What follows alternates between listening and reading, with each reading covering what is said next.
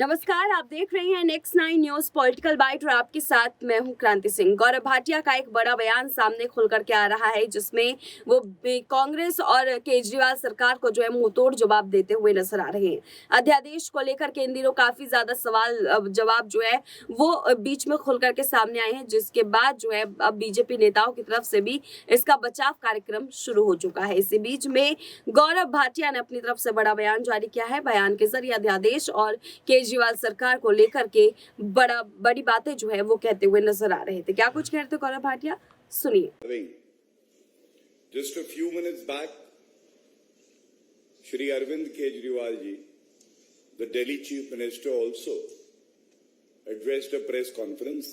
Shri Arvind Kejriwal ji, Delhi के जो मुख्यमंत्री हैं, उन्होंने जो कल अध्यादेश आया है उस पे एक प्रेस वार्ता करी है और जिस तरह से ये प्रेस वार्ता की गई, उनको बड़े ध्यान से सुनने के बाद एक ही निष्कर्ष निकाला जा सकता है कि अरविंद केजरीवाल जी जिस संविधान की शपथ लेकर मुख्यमंत्री बने हैं, उसी संविधान को वो नहीं मानते और तार-तार कर रहे हैं। उनको सुनने के बाद ये भी स्पष्ट हो गया कि वो मुख्यमंत्री तो हैं, लेकिन जनता की सेवा कैसे करनी है, सरकार कैसे चलानी है, ये उनको नहीं आता है और उनके स्वभाव में अब अराजकता ही आ गई है। उन्होंने आज जिस तरह के बयान दिए, मैं समझता हूं कि आपके समक्ष रखकर कुछ तथ्य उजागर करेंगे, कुछ उनको संविधान का ज्ञान देंगे। और जैसा आपको पता है कि जो कल अध्यादेश आया है, ये जो संविधान की मूल भावना है, जो शक्ति केंद्र सरकार के पास संविधान के तहत है, अनुच्छेद 123 में, उसी के तहत आया है। लेकिन 11 मई 2023 का संवैधानिक पीठ का जो फैसला आया, ये अरविंद केजरीवाल ने इतनी भी जरूरत नहीं समझी कि इसे पढ़ ले, और वो इसलिए है कि ये 105 पन्नों का है, 164 इसमें पैराग्राफ है। अब अरविंद केजरीवाल जी तो जो शराब के ठेकेदार हैं, उनके साथ ही समय बिताते हैं। कैसे एक शराब नीति ठेकेदारों से पूछ के लाएंगे, भ्रष्टाचार करेंगे। कट्टर बेईमान तो आप हैं अरविंद केजरीवाल जी, लेकिन आज जो आपकी सूरत देखी तो इसलिए भी दुख हुआ कि आपने कहा एक एलजी को बैठा दिया है। अरविंद केजरीवाल जी, बहुत सम्मान से आपसे एक बात कहते हैं, जिस संविधान ने आपको मुख्यमंत्री बनाया है, उसी संविधान के तहत दिल्ली में एलजी नियुक्त हुए हैं। तो अगर आप ऐसे शब्दों का प्रयोग करेंगे, उनका सम्मान नहीं करेंगे, तो जनता आपका सम्मान भी नहीं करेगी। और देखिए, नासमझी क्या होती है या कट्टर बेईमानी क्या होती है। बोल गए कि सर्वोच्च न्यायालय में छुट्टी हो गई, अध्यादेश इसीलिए जैसे ही छुट्टी हुई कल लाया गया रात में, और ये पहले क्यों नहीं लाया गया। तो मैं दो बातें बता दूं। सबसे पहले तो अरविंद केजरीवाल जी, आपने वक्तव्य दिया है कि 5 मिनट में यह अध्यादेश उड़ जाएगा। तो मुफ्त में आपको एक सलाह भी देता हूं और ज्ञान भी देता हूं। ये देश का सर्वोच्च न्यायालय है, अपने दायित्व और कर्तव्य को जानता है और सर्वोच्च न्यायालय में कोई छुट्टी नहीं होती है, वेकेशन बेंच है। अगर आपको इतना यकीन है कि यह अध्यादेश गैर संवैधानिक है, तो अपने जो भी अधिवक्ता हैं उनसे कहिए कि सर्वोच्च न्यायालय में सोमवार को अर्जी लगा दे। दूध का दूध, पानी का पानी हो जाएगा, पता चल जाएगा अध्यादेश संवैधानिक है या नहीं है। और आप एक बात और जान लीजिए, अरविंद केजरीवाल जी, जब अध्यादेश आता है तो संविधान में प्रक्रिया भी है, किन परिस्थितियों में वो आएगा, कैसे विचार विमर्श होता है, विधिक भाषा में ड्राफ्ट होता है, कैबिनेट से अप्रूवल होता है, उसमें राष्ट्रपति की सहमति होती है। ये सारी प्रक्रिया है। कितने वर्किंग डेज थे ये आपको जानकारी नहीं है। उसके बावजूद बड़ी जिम्मेदारी से मैं आपको इतना बता दूं, वो अध्यादेश मेरे सामने है। वो अध्यादेश संविधान के तहत पूरी तरह से संवैधानिक, जो दिल्ली का महत्व है भारत के लिए, हर नागरिक के लिए, उसको ध्यान में रखते हुए, और इस बात को भी हमने ध्यान में रखते हुए दिल्ली में ही संसद है, दिल्ली में ही राष्ट्रपति का घर है, दिल्ली में ही सुप्रीम कोर्ट ऑफ इंडिया है, तमाम एम्बेसीज है। दिल्ली संविधान के तहत भी अगर आप चले तो एक यूनियन टेरिटरी है, यूनियन टेरिटरी। और अरविंद केजरीवाल जी, ये जो आपकी मानसिकता हो गई है अराजकता की, जंगल राज फैलाने की, संविधान को दरकिनार कर देने की, ये ठीक नहीं है। जब आप चुनाव लड़े, आप जानते थे कि आप दिल्ली में चुनाव लड़ रहे हैं, जो पूर्ण राज्य नहीं है, एक यूनियन टेरिटरी। लेकिन आपको यह लगता है कि अगर आप दिल्ली में चुनाव जीते तो संविधान के विपरीत आप काम करेंगे। आप अपशब्द कहेंगे देश के चुने हुए प्रधानमंत्री के लिए, उपराज्यपाल के लिए, आप संविधान भी नहीं पढ़ेंगे। तो अरविंद केजरीवाल जी, ऐसा होने वाला नहीं है। जनता आपको यह बताना चाहती है, दिल्ली एक यूनियन टेरिटरी है, अरविंद टेरिटरी नहीं है। संविधान से चलेगा, केजरीवाल के कानून से नहीं चलेगा। और मैं आपके सामने अब जो तथ्य रखने जा रहा हूं, इस उम्मीद से रखने जा रहा हूं कि ये सारी जानकारी उस कट्टर बेईमान अरविंद केजरीवाल तक पहुंचे, जो शराब नीति का एक एक शब्द पढ़ता है, क्योंकि उसको वसूली करनी होती है, अपने घोटाले छुपाने होते हैं।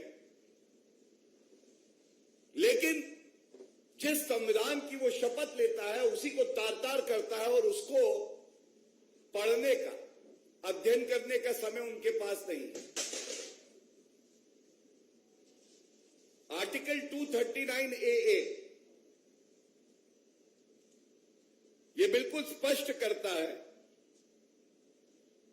और मैं शब्दशः यहां से कोट कर रहा हूं, भारत का संविधान है, and all other matters relating to the functioning of the legislative assembly shall be regulated by law made by parliament। और इसी में 239 AA 7 है, A, Parliament may by law make provisions for giving effect to or supplementing the provisions contained in the foregoing clauses and for all matters incidental or consequential thereto. There is a delicate scheme for the Union Territory of Delhi, and the scheme is approved by the Parliament, by the Constitution of our country, to maintain a balance between the elected government, which has a very definite role here, but also keeping in mind the importance of the national capital.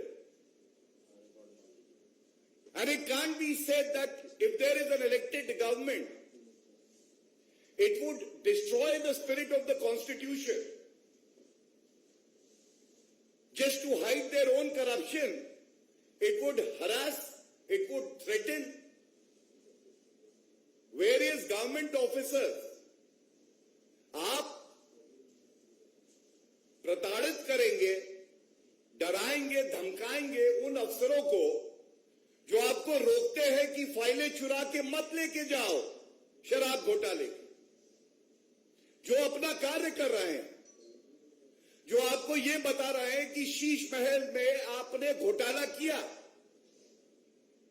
और आप आम आदमी party नहीं है, अपराध अराजक party है, अपराध अराजक पार्टी। और मैंने क्यों आपसे ये बात कही कि एक बार कम से कम संवैधानिक पीठ का वो फैसला पढ़ लिया होता,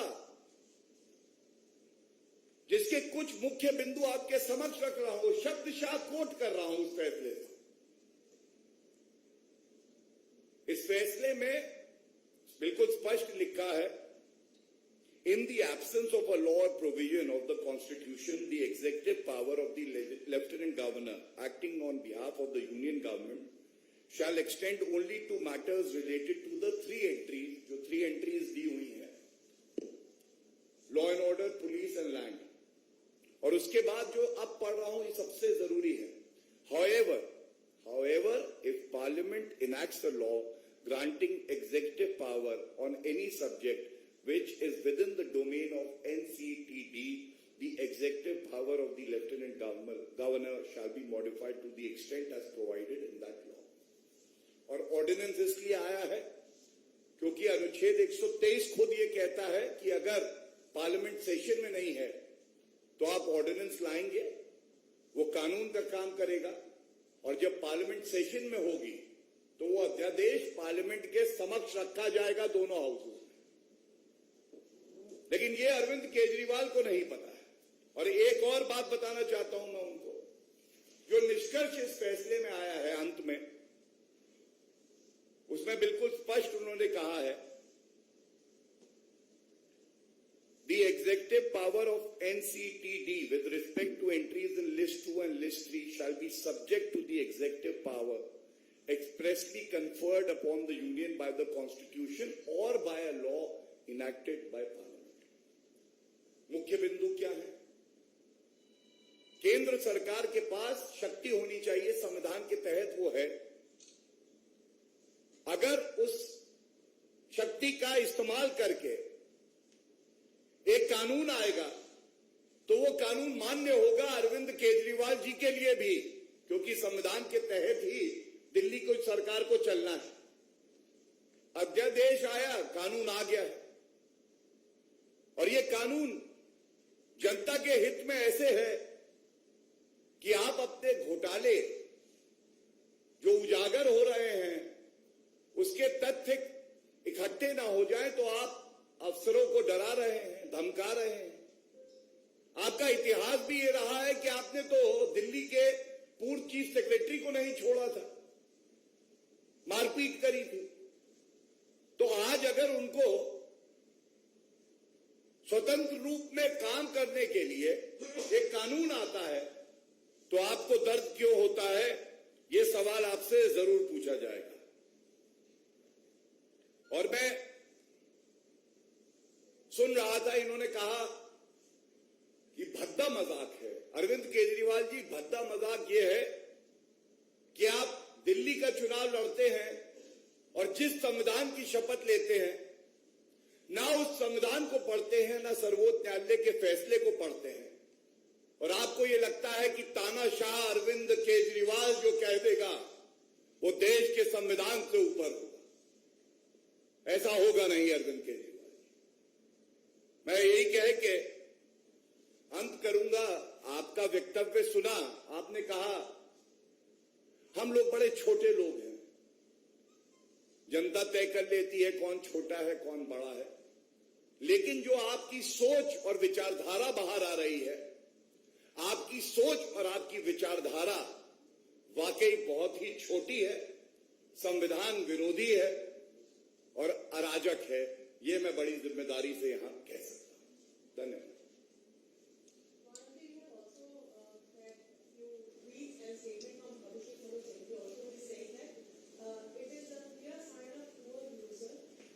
Can you repeat that, please?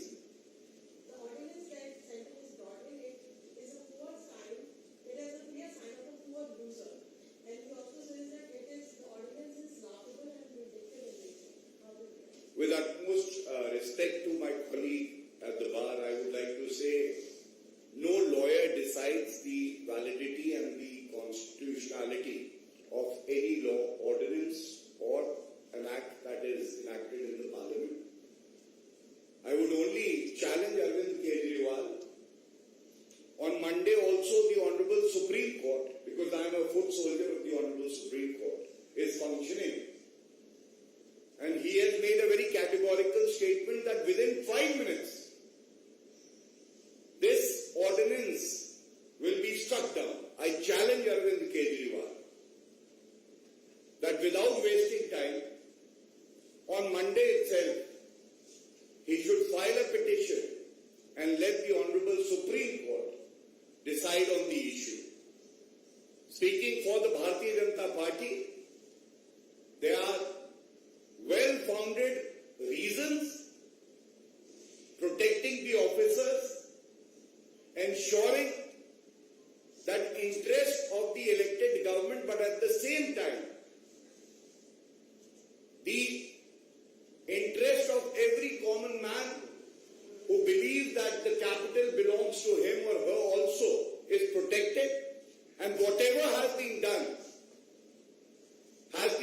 within the constitutional framework and as per the observations made by the Honorable Supreme Court in the judgment that has been delivered.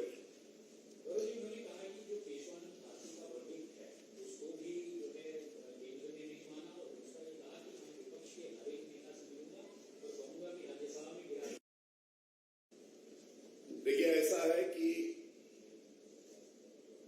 वो क्या कुछ गिराएंगे जो खुद गिरे हुए हैं लोगों की नजरों में। मैं एक बात जरूर कहूंगा, ये जो सतही किसी चीज की समझ होती है ये बहुत खतरनाक होती है। अरविंद केजरीवाल जी को किसी ने बोल दिया बेसिक स्ट्रक्चर। मैंने जो आपके समक्ष रखा आर्टिकल 1, 239 AA के कई प्रोविजंस है सुप्रीम कोर्ट जजमेंट के, मैंने आपको पैराग्राफ्स बताए। अगर ये पढ़ लेते तो शायद ऐसी जो नर्सरी क्लास का छात्र होता है उसी की तरह अरविंद केजरीवाल बात करने लगे। और दुखद यह है कि एक मुख्यमंत्री को चाहिए कि वो संविधान का अध्ययन करे और जो सर्वोच्च न्यायालय के फैसला है, जो कानून है देश का, उसका अध्ययन करे, लेकिन वो लगे हुए हैं शराब घोटाले में, कैसे प्रमाण नष्ट किए जाए। शीश महल में बताते हैं 10 लाख के पर्दे लगे हैं, लेकिन उनकी बेईमानी, उनका भ्रष्टाचार, उनकी अराजकता ये छुप नहीं पा रही 10 लाख के पर्दों से। Any other questions? Thank you. Gaurav Bhatia का बयान ऐसे वक्त में आया है जब बीजेपी नेताओं ने बिल्कुल चुप्पी साध ली थी। अब देखना बेहद दिलचस्प होगा बीजेपी वर्सेस अरविंद केजरीवाल की टीम के साथ ये टक्कर अब कौन सा नया मोड राजनीति का दिखाएगी। फिलहाल अभी के लिए बस इतना ही। देश दुनिया की तमाम बड़ी खबरों के लिए देखते रहिए नेक्स्ट 9 न्यूज़ पॉलिटिकल बाइट।